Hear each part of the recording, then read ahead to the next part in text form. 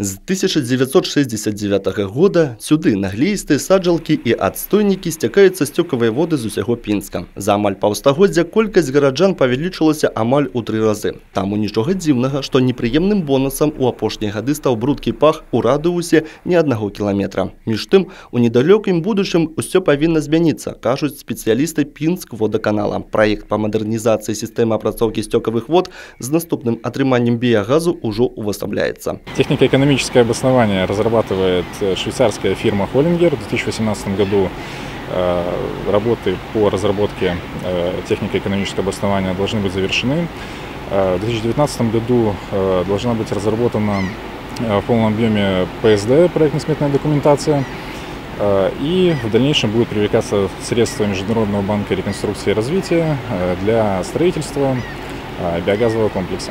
Рэалізацыя маштабнага праекта агульным коштам больш за 14 мільёнаў долараў дазволіць вырашыць як важныя экалагічныя і санітарна-гігіенічныя праблемы горада, так і пытанні эканамічнасці і энергаэфектыўнасці гарадскіх ачышчальных збудаванняў. В процессе реализации проекта извлекаемые и образующиеся в процессе очистки сточных вод загрязнения будут подаваться на сооружения метантенки, в которых будет происходить анаэробное сбраживание.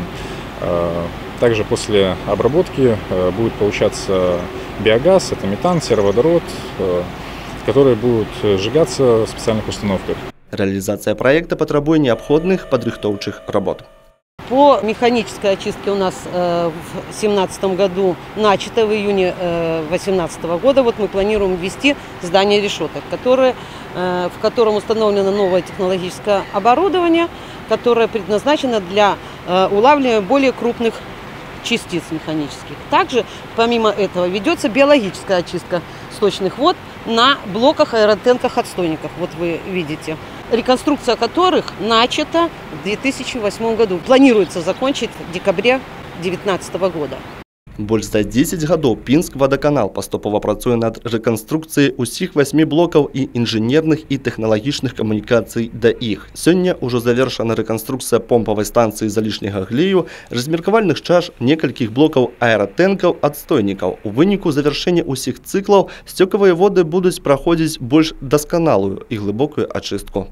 До модернизации сточные воды биологическая очистка заключалась только в очистке в аэротенке и последующем осаждении активного ила во вторичных отстойниках, то в новой технологии добавлен дополнительный контур, где происходит расщепление соединения азота до газообразного состояния и удаление в большем объеме соединений фосфора.